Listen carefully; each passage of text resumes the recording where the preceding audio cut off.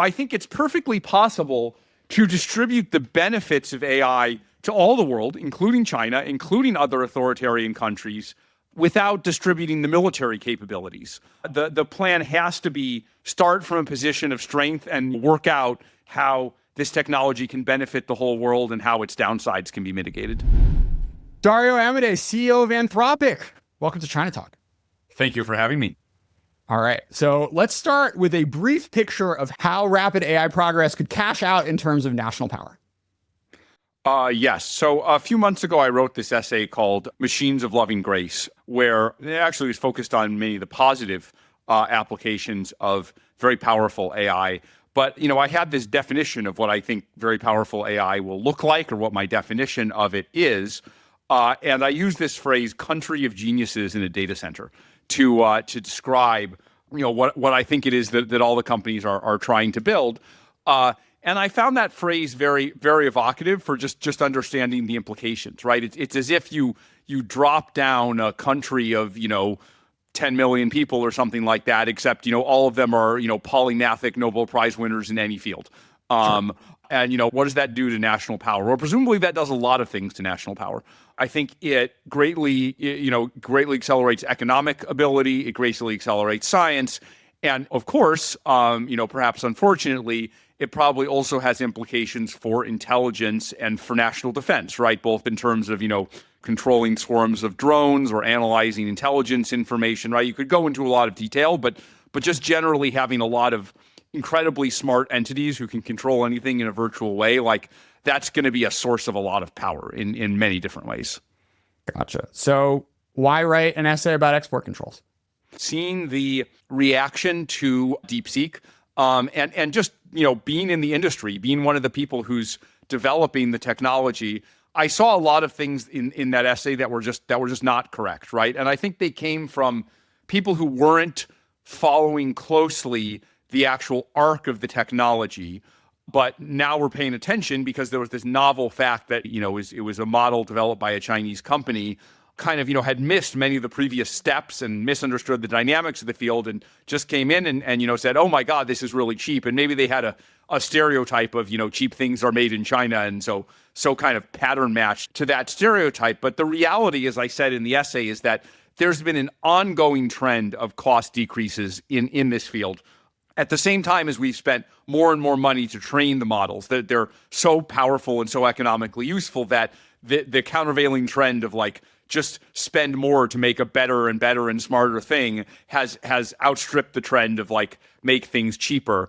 And the timing of it has just been such that kind of DeepSeek was able to release something that, genuinely had some important innovations in it, but was along the same cost decrease curve that we've seen for AI in the past, right? This wasn't, making something for 6 million that cost the other companies billions.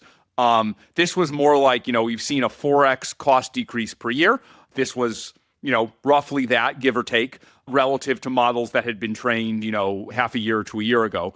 And, we'll see that, models of that quality will be now produced very cheaply by multiple players, while multiple players, including probably DeepSeek, will spend much more money to train much more powerful models. So I think the new fact here is that there's a new competitor. I think of this just as if, in the big companies that can train AI, Anthropic, OpenAI, Google, perhaps Meta and XAI, and now DeepSeek is maybe being added to that perhaps category. And I don't know, maybe we'll have other companies in China that do that as well. So that is a milestone. That is something that didn't happen before, and it is a matter of concern to me. But I think people were way overreacting and misunderstanding the implications. So your big update is on the skill of one Chinese player and perhaps more Chinese players. What, if anything, should people reassess about, specifically on the model side, what you can expect going forward about the gap? I just want to be clear, we've been tracking DeepSeek for a long time. We've been aware of DeepSeek as the likely, most capable player in China for over a year. That's informed our view of how things are going to evolve. But for those who are just seeing DeepSeek, I think the update is, look, there were 3 to 5 companies in the US who could make frontier or near frontier models. Now there's 3 to 5 companies in the US and 1 company in China. Whether they continue to make near frontier models, depends upon how many chips they can get access to, and whether they can get access to chips at a much larger scale than those they've been able to get access to now. The AI safety community, yourself included, warned for years about the risks of racing dynamics. I'm curious, if you could just talk me through a little bit how you got to this place of seeing. The two things aren't really opposed. I'm still concerned about the idea of a race.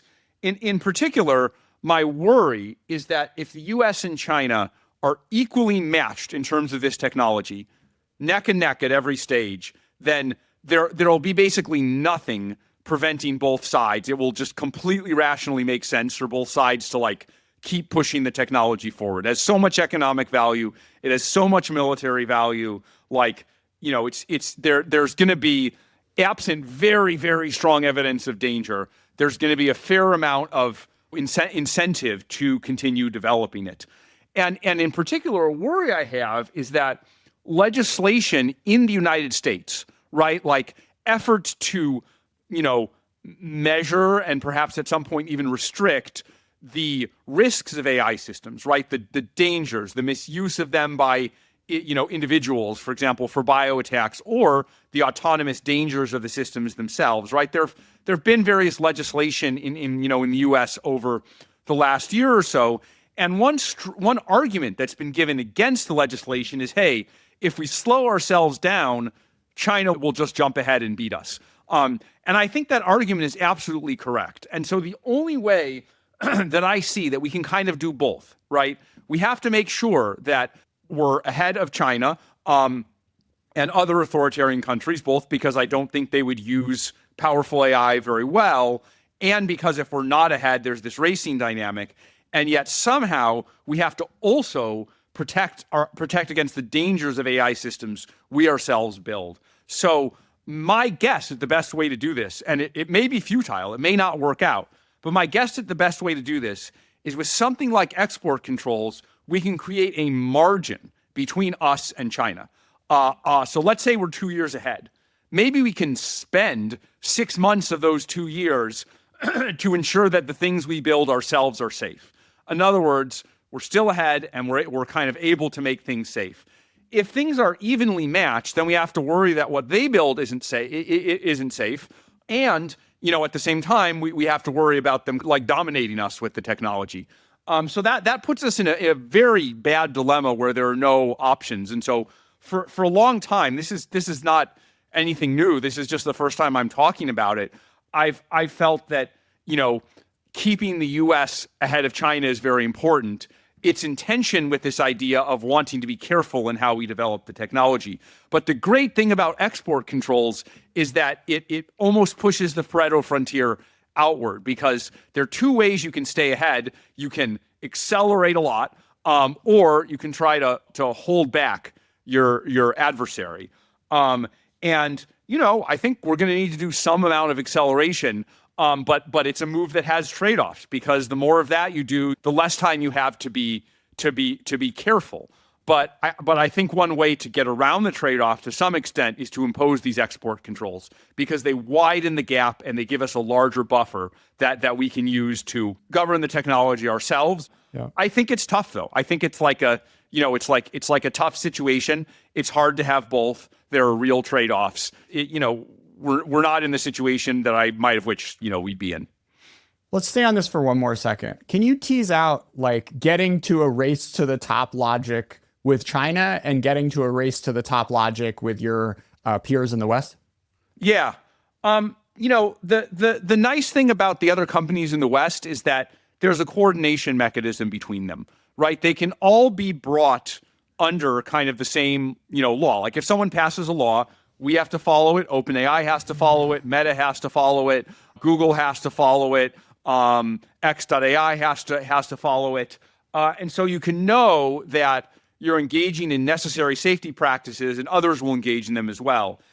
If you do something voluntarily to set an example, as Anthropic has often done, the threat of someone coming in and imposing legislation, even if there isn't any, is often very valuable in getting other actors to behave well. Because if it looks like one actor is much more responsible and other players are behaving irresponsibly, that really creates incentives for regulators to go after the other players. But I don't think that's possible between the U.S. and China. We're kind of in a Hobbesian international anarchy. I do think there are opportunities to try to cooperate with China, right? I'm relatively skeptical of them, but I think we should try, and I think there's not zero that can be accomplished. I think a thing that might change the game if there was some kind of truly convincing demonstration that AI systems were imminently dangerous, like at the level of human civilization. I don't think we have that now. Some safety people think that they have arguments that are super convincing. They have arguments that are suggestive, enough to make me worry and take it seriously and factor it into my calculus and do research on it. But, certainly, on the merits, the quality of the arguments is not anywhere near strong enough to make two competing superpowers say, okay, we're going to relinquish the technology or we're going to pause for a certain amount of time to build it really carefully. That just, I don't think we're in the same ballpark. But as models become more powerful, I think we'll understand the extent to which they really are a danger. There's real uncertainty here, and I think we're gonna learn a lot over the next year and a half. And if we do find truly compelling evidence that these models are really truly dangerous in a grand sense, maybe that could change things. But so far, I'm aware of efforts by the U.S. government to kind of send a delegation to talk to China about topics related to AI safety. And my understanding, and again, I obviously wasn't part of those delegations, is that there wasn't that much interest from the Chinese side. I hope that changes. I hope there is more interest. We do lots of stuff in trying to educate the world about AI safety in order to make progress on, doing a better job of steering AI systems. We do all this work in interpretability and things like constitutional AI and developing ways to scalably supervise AI systems.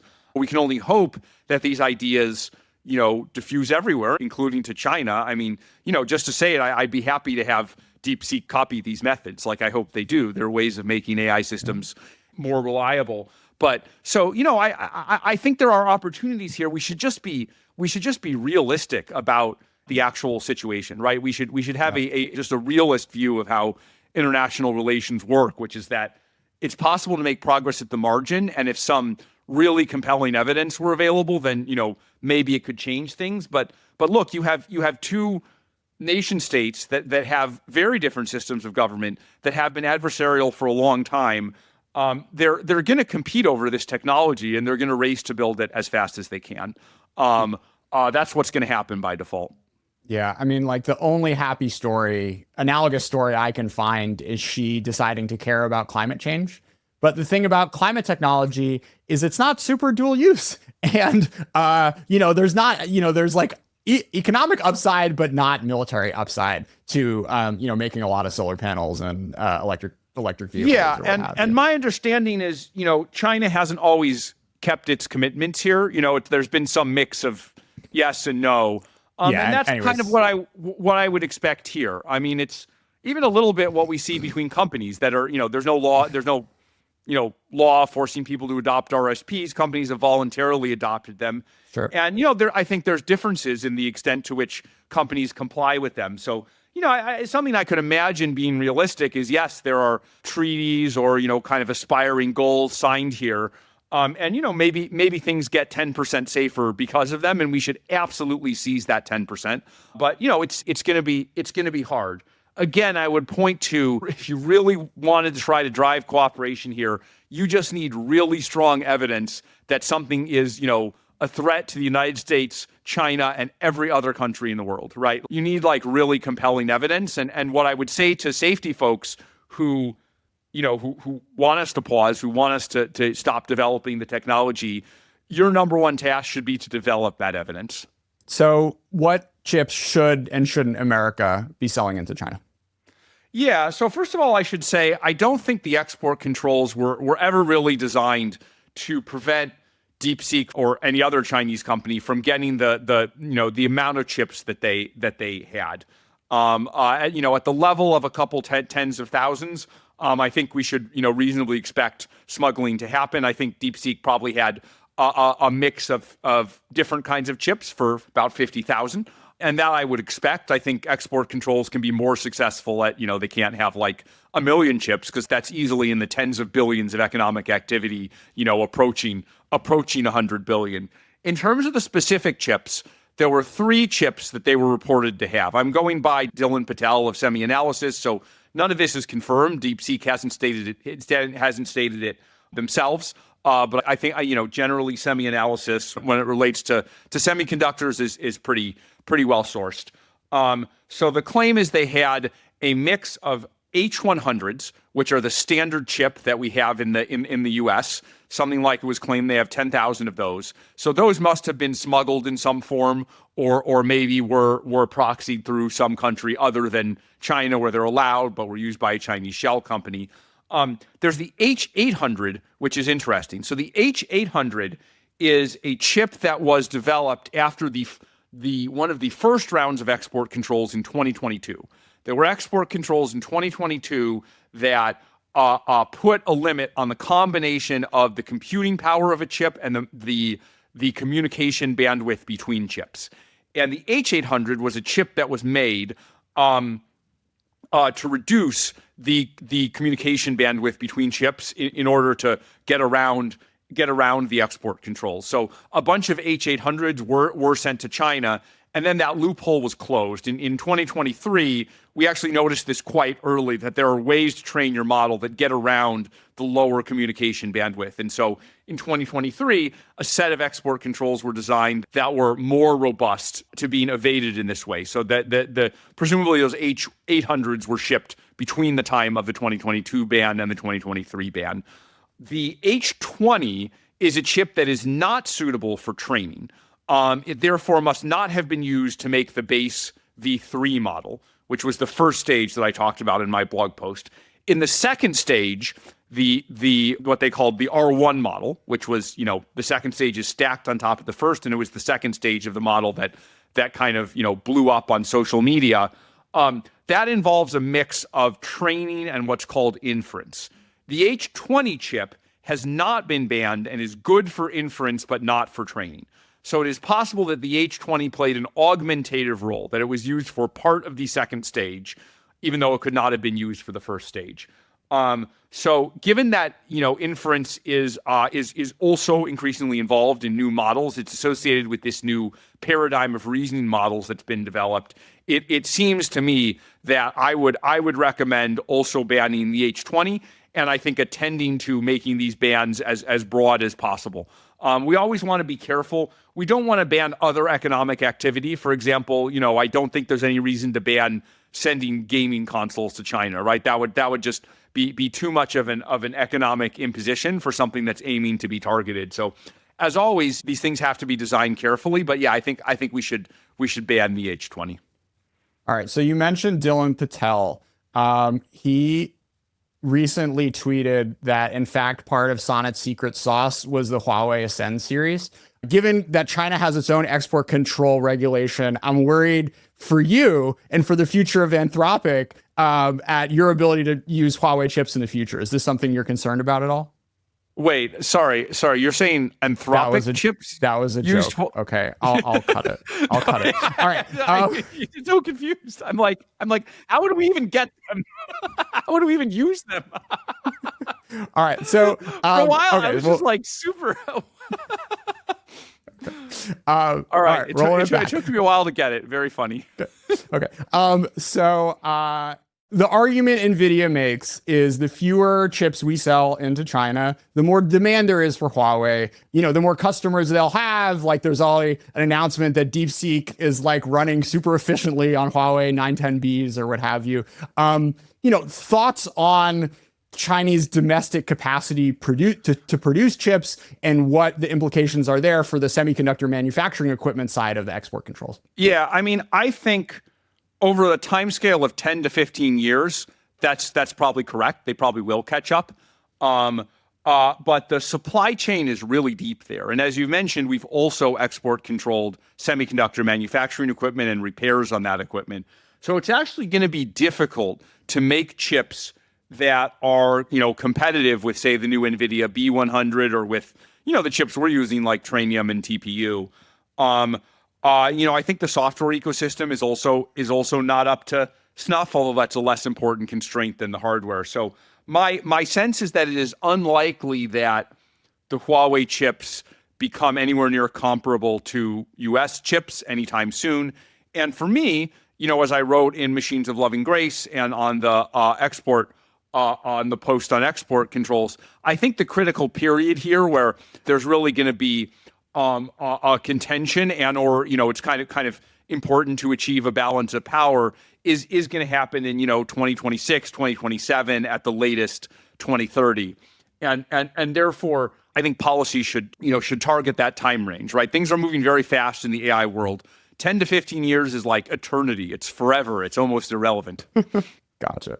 So the Biden administration's policy was basically to let Chinese firms use chips on Western hyperscalers outside of the PRC. Is that kosher in your book? I mean, near the end, they put in place the diffusion rule, which I think prevents that, when it's Chinese cutout companies. Maybe you're referring to something different, though, which is... I mean, like ByteDance, like being Oracle's largest customer, basically. Being Oracle's largest customer. So, I think the diffusion rule, prevents or, limits that within, the tier 2 countries outside the U.S. I think some of it is done in the U.S. as well. It's of less immediate concern to me because it's farther up in the supply chain, right? You can yank the access to the chips instantaneously when they're doing that, right? Once the model is trained, of course, you have that model. The issue with the chips is once you have the chips, once you have enough of them, you can make model after model. And it's even more so with the semiconductor manufacturing equipment and the fabrication facilities.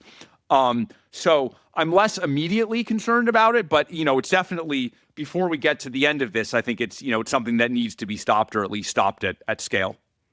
What do you make of DeepSeek releasing its model on open source? Yes. I mean, there were several different properties of the DeepSeek release. And, I think one was that the weights of the model were released. One was just that, the model was kind of an efficient and strong model, on the cost reduction curve, but it's the first time, the point on the cost reduction curve was made by a Chinese company. So I actually think the second of those is much more important than the first. Most of what I said in the post on export controls would have been almost entirely the same, maybe entirely the same, if it had just been a model that they were serving via API. I think most of the implications just come from the fact that this is a strong model. This is the first time that a Chinese company has produced a strong model. That model will scale up to a very large scale.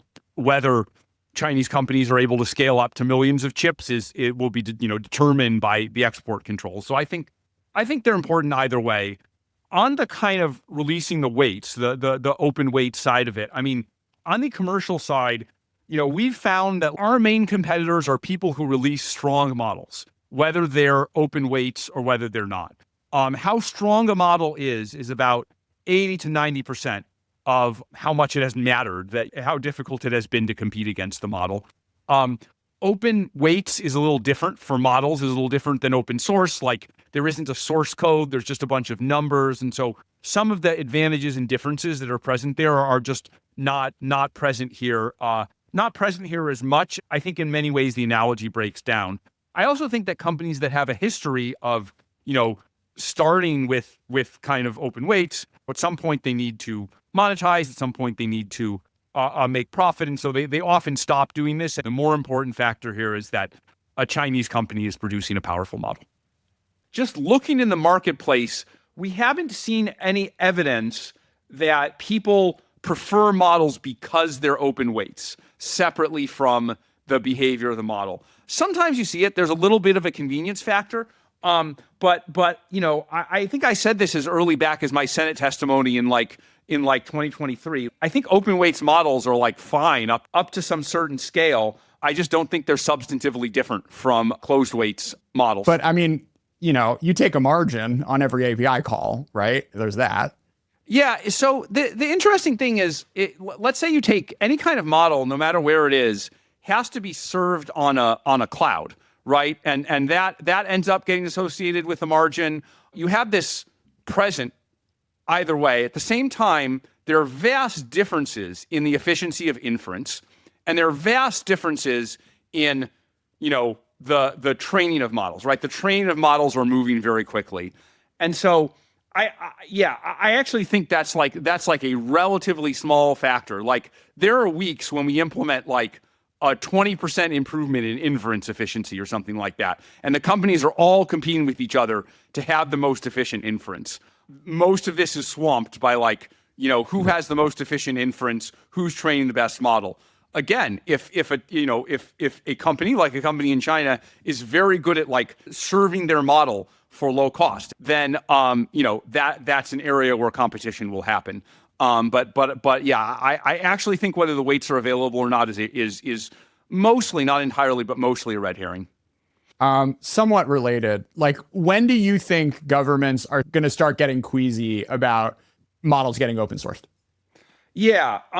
Again, I would say, just as from a business perspective, I think the difference between open and closed is a little bit overblown. I also think that from a security perspective, the difference between open and closed models is for some intents and purposes overblown, right? I think the most important thing is how powerful a model is, right? If a model is very powerful, then I don't want it given to the Chinese by being stolen. I also don't want it given to the Chinese by being released. If a model is not that powerful, then it's not concerning either way.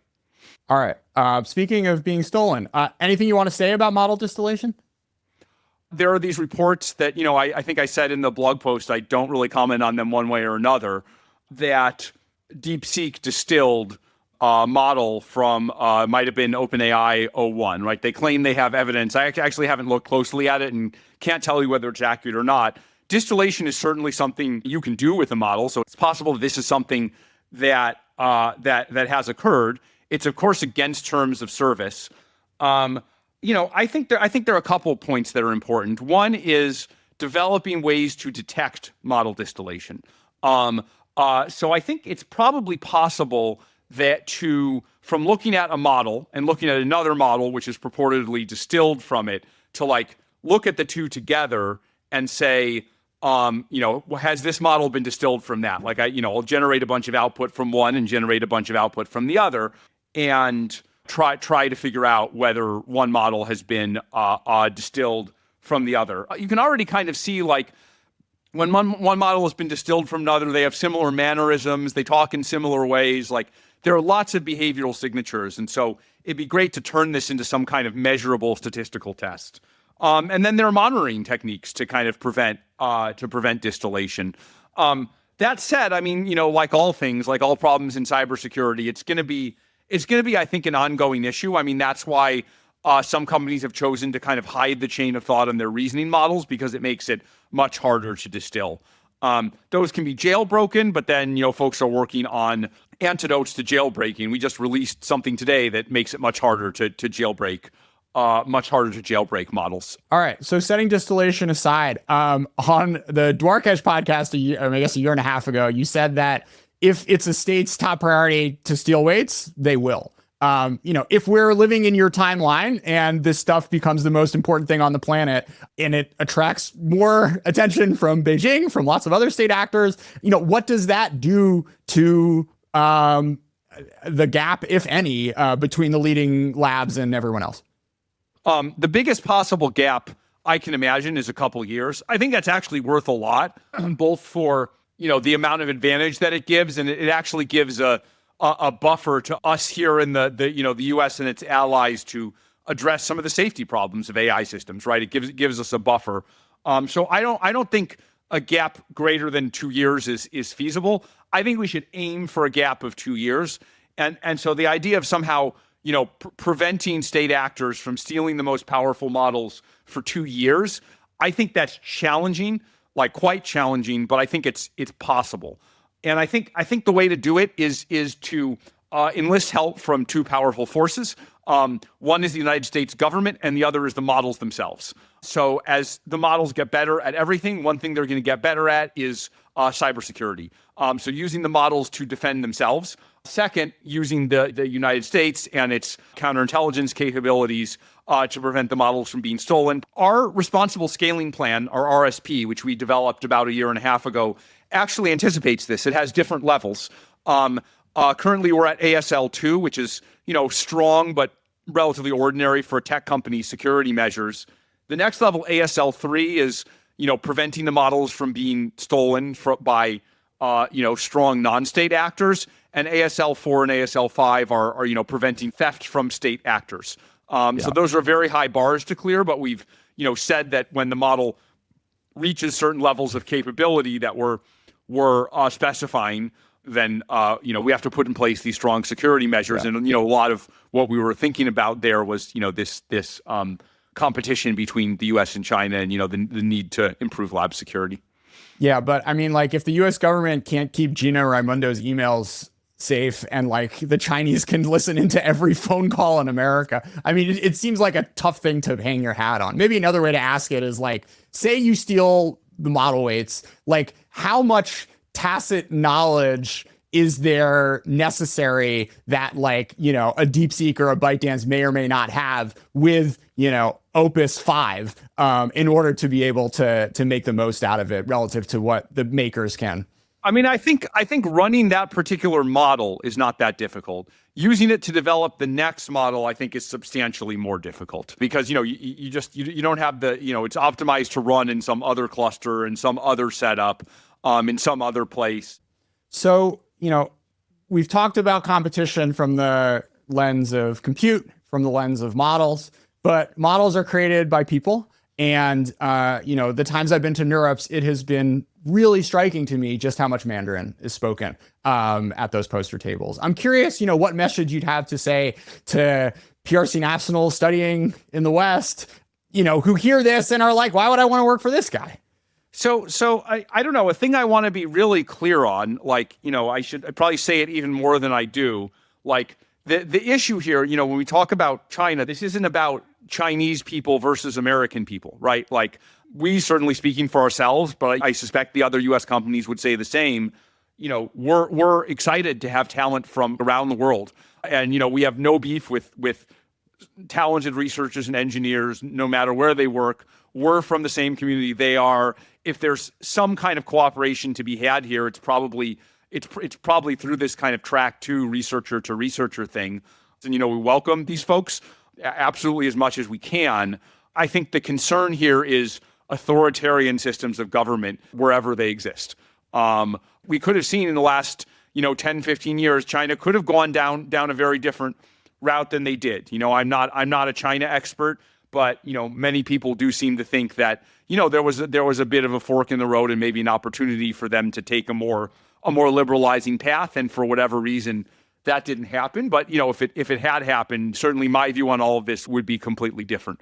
This is not about animus against a country. This is about concern about a form of government and how they'll use the technology. And now this interview is not getting translated and not going viral in China. Thank you for that, Dario. Anything you want to say to DeepSeek? I don't know. They seem like talented engineers. I think the main thing I would say to them is, take seriously these concerns about AI system autonomy. When we ran evaluations on the DeepSeek models, we have a spate of national security evaluations for our models able to generate information about bioweapons that can't be found on Google or, can't be easily found in textbooks. The DeepSeek model did the worst of basically any model we'd ever tested, in that it had absolutely no blocks whatsoever against generating this information. I don't think today's models are literally dangerous in this way. Just like with everything else, I think we're on an exponential, and but later this year, perhaps next year, I think they might be. And so my advice to DeepSeek would be, take seriously these AI safety considerations. The majority of the AI companies in the US have stated that these issues around AI autonomy and also these issues around AI misuse they believe them to be serious, potentially at least serious and real issues. My number one hope would be that they come work in the US, they come work for us or another company, My number two hope would be that if they're not going to do that, they should take some of these concerns about the risks of AI seriously. So the dominant framing, how you've written and other folks in AI policy circles, is that AI is going to be something that entrenches autocrats. People are talking about the CCP like it could turn into a 1,000-year Reich. Can you see a world in which AI, and perhaps particularly open source AI, is actually a sort of like actually diffuses power and is a democratizing force?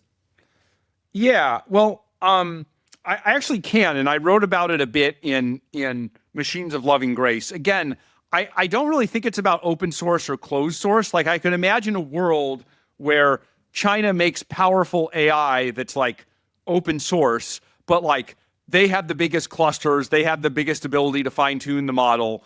If I'm a citizen of an autocracy, does a flash drive with some model weights on it, how does that help me resist the autocracy, right? There's this almost impressionistic connection between like, oh, there's this thing that's available to everyone, and it's like a freeing resource, and I don't really see that connection. It's similar to saying, like, suppose I had the code for TikTok, or suppose I had the code for Twitter or something. Would that change the effects that social media had on all the people around? I don't think that it would. This all comes from things operating at scale. What I do think matters is how we use the technology. Whatever form it's been produced in. And as I wrote I wrote this in Machines of Loving Grace, where I had these ideas for using AI to strengthen democracy. It's more around one kind of the administration of justice. AI maybe opens up the possibilities of having a kind of more uniform, a more fair system of justice. The justice system often involves making judgment calls, right? Things that are somewhat subjective. And typically that's had to be done by a human. You couldn't do it by an algorithm. And in fact, people worry that if you do it by an algorithm, it'll be less fair. And people worry about that with AI as well. But I think if we apply it correctly, AI systems could create a fairer society, right? One in which people, are more likely to receive equal justice under the law. I also think around deliberation and democratic decision making, there are opportunities for AI to help here. We did a collaboration with an organization called Polis that used AI systems to aggregate public opinion and facilitate discussions between people to find areas of common ground. I think that's something healthy for a democracy. I think finding areas of common ground is, really something that we want to do. Those are a couple ideas. I also suspect that, improving a lot of our science, improving our health, improving our mental health across society may, in lots of subtle ways, just improve the effectiveness of our deliberative decision making. Yeah. So Dario, you wrote 2 blog posts and they seem to be at tension with each other at some level. I mean, 1/6 of humanity lives in China. How do you think about that in the context of your sort of vision of a more flourishing humanity? Yeah, so I actually think these are part of kind of a single worldview. In fact, in Machines of Loving Grace, in the section on AI and democracy, I say we need to lock down the supply chain. So, export control is obviously part of what I meant by that, lab security and semiconductor equipment being other parts of it. But I think these actually are deeply compatible. So first of all, I think it's perfectly possible to distribute the benefits of AI to all the world, including China, including other authoritarian countries, without distributing the military capabilities. Again, if you have a powerful model and you're just handing over the powerful model, then yes, they all come together because it's a generalized dual-use technology. But you can take a model, you can run it via API, and you can serve it to China for drug development for the next cancer drug. You can serve it to China for more efficient energy production. Basically, you can rent very large amounts of the model's time to someone in China for these economically productive activities. And I think that's a useful form of trade. I think that should happen. And so through that, you can have all the benefits of AI shared. But at the same time, you can just block usage of the model. If someone's asking about how to make a hydrogen bomb with the model, or someone's asking how to, like find and target nuclear submarines, or like R&D for orbital weapons or something, you can block those applications while allowing the ones that are really good. Now, I will say there's kind of a bigger picture here, which is that I think in the long run, we're gonna want all the uses of AI to go to everyone. We're going to have to work out in the long run some kind of international governance of the technology, some kind of stable equilibrium, because I said that, the US lead at most will be 2 years. My hope is that will go better if the US is leading the setup of that international regime. It will go better if we're able to negotiate for safe deployment for everyone from a place of strength. If we're doing it from a place of weakness, the worry is we'll just get dominated. I think the U.S. is in a position to make some more magnanimous decisions here if it has the lead, and we should start thinking now about what we should do. The plan isn't just like crush our adversaries. Like I don't think that would even work. The plan has to be some version of start from a position of strength and work out how this technology can benefit the whole world and how its downsides can be mitigated. All right. Well, Dario, if this whole AI thing doesn't work out for you, I think you have a career as a Substacker. Thanks so much for being a part of ChinaTalk. Thanks for having me.